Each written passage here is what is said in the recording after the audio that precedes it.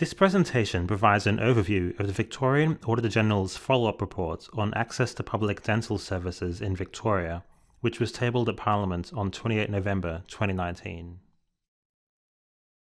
Good oral health is important in its own right, and because of its close link with general health and well-being. Economically and socially disadvantaged Victorians who are eligible for public dental services are most likely to experience poor oral health. In this follow-up, we assessed whether the two agencies, the Department of Health and Human Services, or DHHS, and Dental Health Services Victoria, or DHSV, effectively implemented the recommendations from 2016. Our 2016 audit made 11 recommendations related to care and funding models, oral health promotion, collaboration and waiting list management, and data collection and public reporting.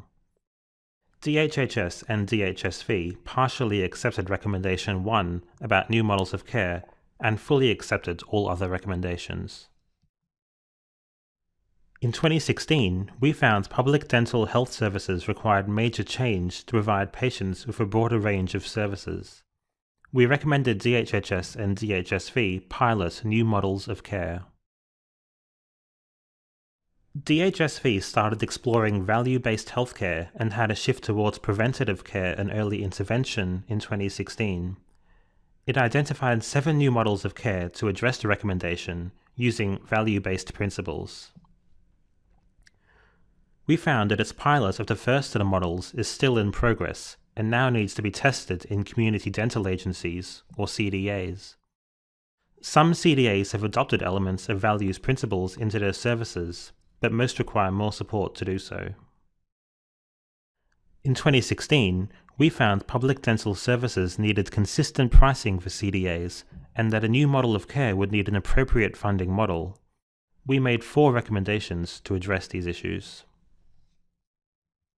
DHHS and DHSV commissioned 2 studies on what an effective funding model might be. The work was rigorous, but could have started earlier.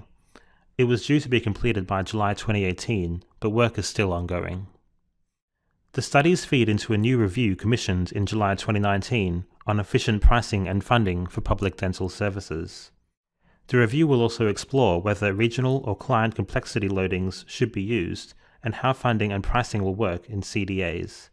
This is due to be completed in March 2020. More oral health promotion run by CDAs helps to get important oral health messages and services to the community. Regional collaboration can also help CDAs to figure out how to address barriers to accessing services. Better waiting list management helps to make sure that patients with the most critical needs are prioritized and that people who no longer need treatment are removed from the list. In 2016, we made 3 recommendations on these issues. In 2016, we found that the approach to managing waiting lists needed to focus on patient risk and need, and that CDAs also require support to address barriers to people accessing services. Since 2016, DHHS has completed a review of patient eligibility and criteria for priority access. The tool DHSV developed following this review is still being validated.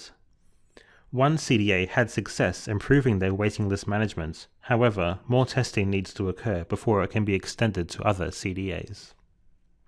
To support regional collaboration, DHSV hosts regional forums with CDAs. However, CDAs need more help to pilot and scale up programs to encourage people to access services and improve their oral health outcomes. We found that CDAs are doing more oral health promotion. Dental assistants can now provide preventative services that dentists normally completed. CDAs have also been providing oral cancer screening and preventative information to their patients. Data collection and public reporting help government, patients, and the community track the impact of public dental services. In 2016, we found that DHHS and DHSV needed more data on people eligible for public dental services to form part of new oral health outcome measures. We also recommended that DHHS review performance indicators so that they provide a comprehensive picture of impacts. DHHS reviewed performance indicators, and while they provide more information on dental services, they do not yet provide a comprehensive picture of public dental care. DHSV is in the process of developing outcome measures with an international body and hopes to use them in the future. DHHS and DHSV have progressed in providing more preventative care, but were slow to start some reform elements, such as the funding model. More needs to be done to improve the system. For further information, please see the full report of this audit on our website www.audit.vic.gov.au.